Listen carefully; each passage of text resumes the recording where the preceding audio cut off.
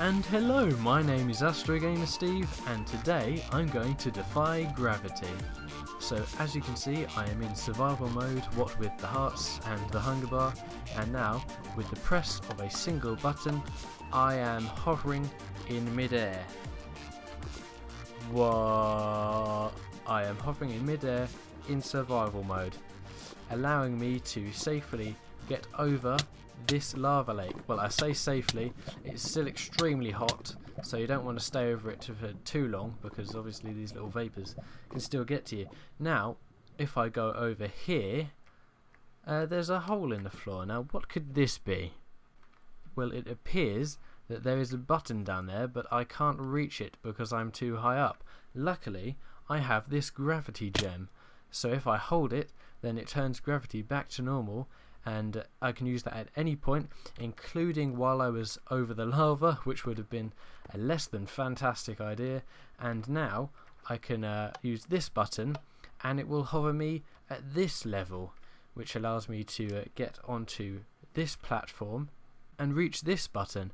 And if I press this one, then as you can see, I am now high as a kite, so I can fly over here, revealing a chest so that we can pick up our bows and hose and have a fantastic time. But first, how does it work? So all the redstone is actually up here on the roof, and this first circuit is really just a performance improvement. Sorry about this, I'll just turn my sound down because that's an extremely fast clock. So this is just a performance improvement because it detects when all players are in a radius of 80 blocks. This is just for maybe an adventure map where you want everyone to be in the same area before it turns on. If you want to put it on a server, then you might want to do at P instead, something like that, which would still work for my purposes because I'm the only person here. But if I'm too far away, then the clock will turn off again. So if I made the radius more like 8, then flew over here, as you can see it gets rid of that bit of the circuit, and when I get close enough again it turns back on, which is not vital but useful for people with less good computers. So this is the fastest clock in the game, which is vital to keep you continuously suspended in the air. That's the code to do that, because it continuously places a red block there which destroys the previous red block and updates this again, which places another red block, which updates that, which places a red block. It's just a continuous cycle. And you can change how far up you want to levitate. Like, I was pressing all those buttons and then I went to a different height. These command blocks on the side all have TP commands in them, which set you to a set vertical height, but will not change your horizontal position.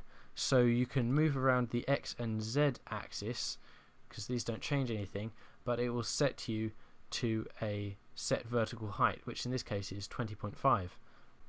Now each of these specify a different height that you'll be continuously teleported to by the extremely fast clock.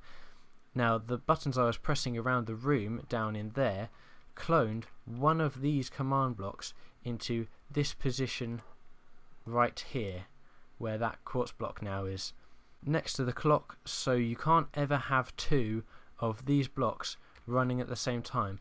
And lastly, if this other command block next to the clock detects an item called gravity gem, and it is in slot 6, which means the 7th slot, then which is, and I'll actually be able to show you what effect it has. If it detects that my gravity gem, which is here in the 7th slot, which the game calls slot 6, is active, which means I'm holding it, then it will delete whatever is right here, like that. Now once you've cloned one of these blocks into here, it gets continually updated and teleports you to that height, but when you hold one of these gravity gems, it will delete that command block, so it's now no longer suspending you in mid-air, which means you will now fall back to the ground because gravity has returned to normal. So I hope this makes sense. You can always just download the schematic for this anti-gravity machine, all of this redstone stuff here in the description below, and in this case you can download this world to play around with the machine straight away. So that's it. my name's been AstroGamerSteve, you've been watching this video, and I will see you next time.